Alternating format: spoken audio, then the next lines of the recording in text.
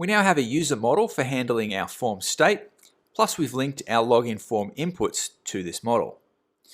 Next, we need to handle the login form submission process where we'll use viewAuth for the login API request. So you'll see I've stubbed a method on this login form component, which is called submit. And we're going to now complete this method together. Now the part I've already defined is a validation check to ensure that the user has supplied valid data to the form. If the validation passes, we now want to log that user in via viewAuth. So let's first add a try-catch block. In the try, we'll create a const res, and we're going to await this $auth login. Now this of course is the viewAuth login method, which encapsulates a call to the API using Axios. Now all viewAuth API methods are available as properties of this auth object here, $auth, and that's globally attached to the context object. Now we'll have more discussion about what the login method actually does in the next section. For now, let's pass in an object to the login method, and it's going to have the property data, and we'll assign an object to that. Next, we're going to need to provide the email and password here. Now consider that once the user has filled out the form and clicked submit, the email and password will actually now be present on the user model instance. So let's go above this, and we're going to create a const object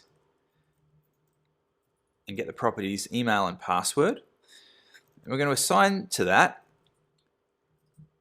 this .model, which is the user model, find this ID.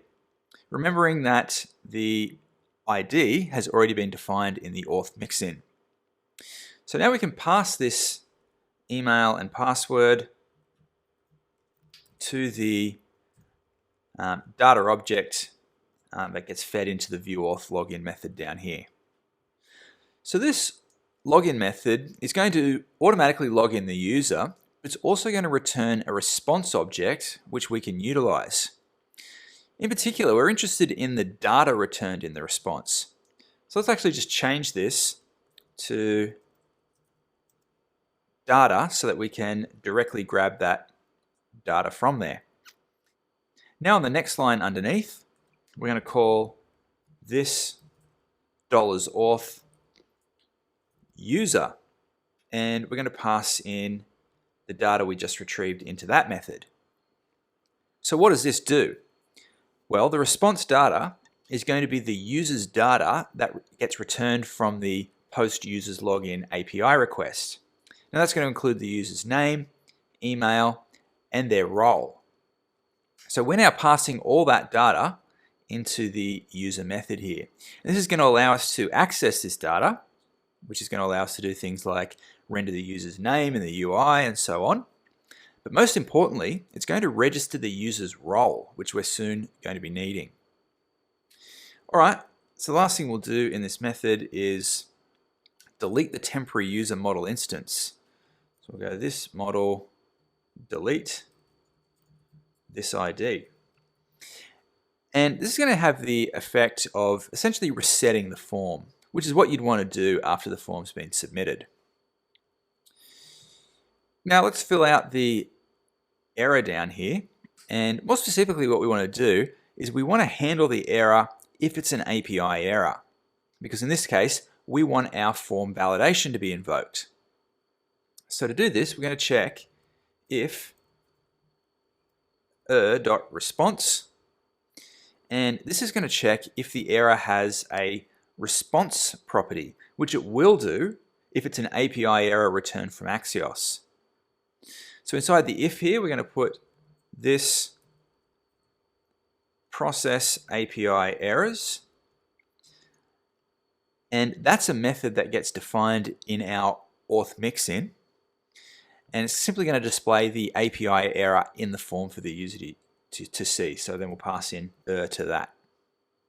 So we still need to properly configure the ViewAuth login method that we've just used in our form submit. So I'm back now in the auth config file, and let's add a property to this object, login data, and we're going to assign an object to that. Now the first subproperty of this is going to be URL, and that's going to be the URL of our API login endpoint, which hopefully you recall is users login.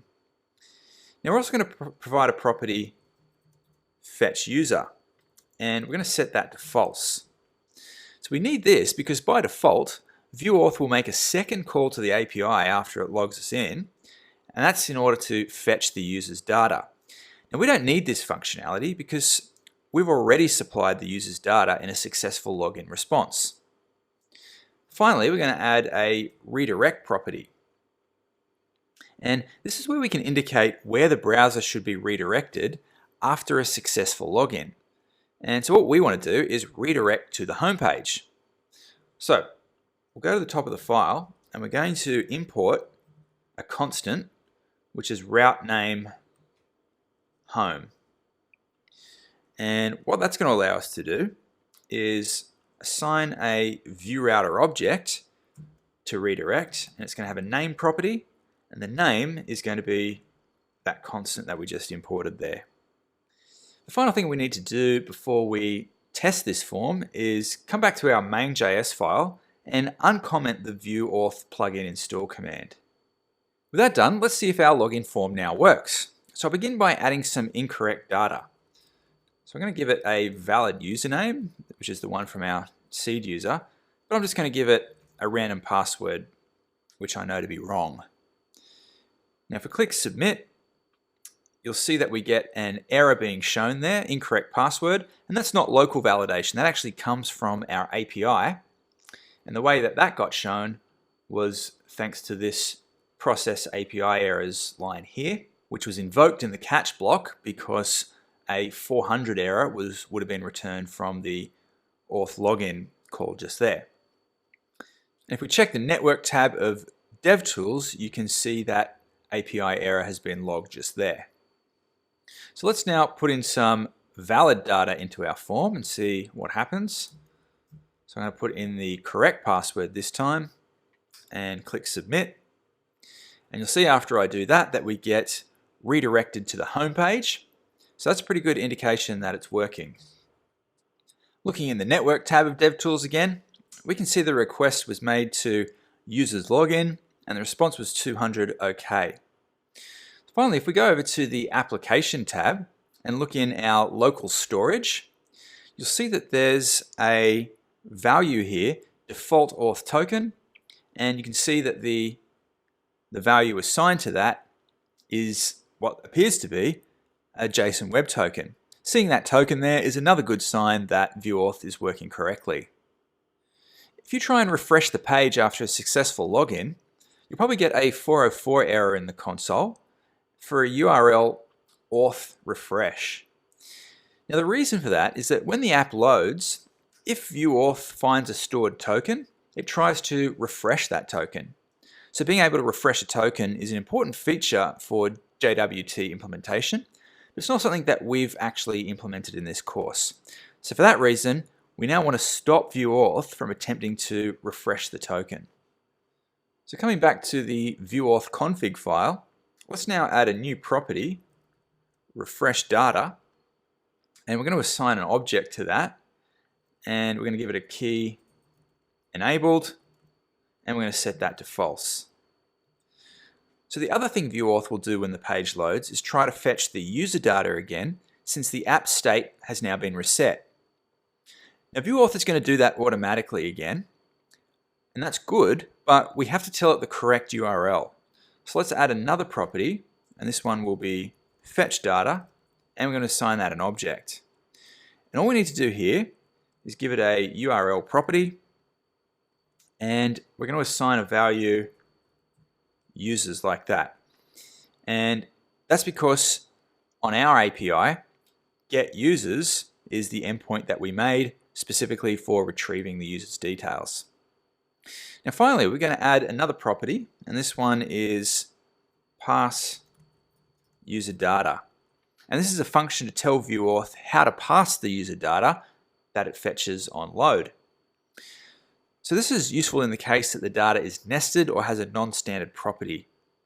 Now in our case, we can simply assign a function to this with data as the argument and return that argument completely unaltered because in our case, we don't have any nested properties or anything non-standard.